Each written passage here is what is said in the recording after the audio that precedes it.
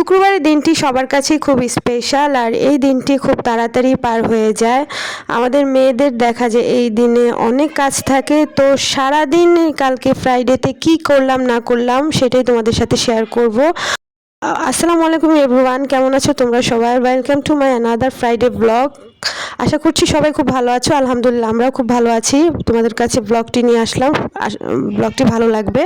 তো সকালবেলা নাস্তা করার পর আমি সরাসরি দুপুরের লাঞ্চ বানাতে গেলাম। আমি এখানে ভাত রান্না করে নিয়েছি, আর চিংড়ি মাছকে আজকে ভুনা করব টমেটো আলু দিয়ে, শর্টকাট রান্না করব, কারণ শুক্রবার অনেক কাজ থাকে, সময় থাকে না। আর শুক্রবার দেখা যায় ঘুম থেকে উঠতে লেট হয়ে যায়, তো আমি চিংড়ি মাছ ভুনা করে নিলাম, আর রুই মাছ টমেটো দিয়ে ভুনা করে নিয়েছি। আর কালকের ডাল ছিল, কেউ খাইনি, তো সেটাই আমরা খাবো।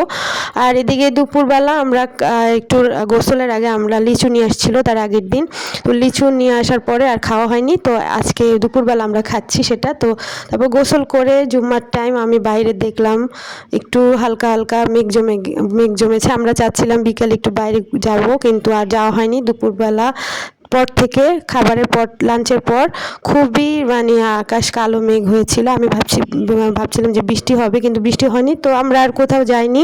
আমরা সন্ধ্যার পরে মাগরিবের নামাজ পড়ে বের হয়ে গিয়েছিলাম একটু মিরপুর 2 নাম্বার শোপিস, তারপর ইনডোর প্ল্যান্ট, বিভিন্ন গাছপালা যেখানে সেল করে, তো মিরপুর 2 নাম্বার আমরা ওইখানে গেলাম। যাওয়ার পরে এই যে অনেক গাছ দেখলাম, তো বাসার জন্য আমি কিছু গাছ কিনলাম আর কিছু ফুলের টব নিয়েছিলাম।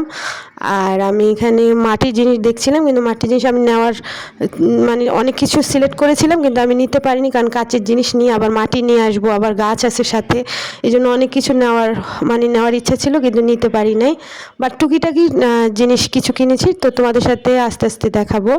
তো এখানে অনেক রকমের শোপিস, ঘর সাজানোর মতো যা যা আছে এগুলো এখানে, তবে এখানে দামটা একটু আমার কাছে বেশি লেগেছে। তো তোমরা এটা দাম দর করে সব কিছুই ওরা দাম চাবে, এটা দাম দর করে নিতে হবে।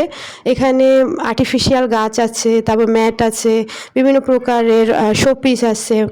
তারপর এখানে বিভিন্ন গোল এগুলা কি বলে, স্টোরেজ, এটা পট আছে বিভিন্ন রকমের। তো আমি এখান থেকে কি নিয়ে আসছি তোমাদেরকে দেখাচ্ছি। আমি এখানে একটা শোপিস নিলাম, গিটার শোপিস, তারপর একটা দেয়ালে লাগানোর মতো একটা নিলাম, স্টিকার নিলাম, ওয়াল স্টিকার। তারপর আমি একটা প্যাড নিয়েছিলাম, এটা অবশ্য অন্য দোকান থেকে, এটা বইয়ের দোকান থেকে। আর এখানে আমি একটা ঘরে রাখার জন্য একটা ঝুড়ির মতো নিয়েছিলাম, এটা জুটের, তো এটা নিয়েছিল 150 টাকা মনে হয়, তবে এখানে দাম চেয়েছিল অনেক বেশি, 200-220, তো এরা দাম দর করে আমি এইটাকে কমে নিয়েছিলাম। ফুলের টব গাছের টব নিয়েছিলাম 2টা।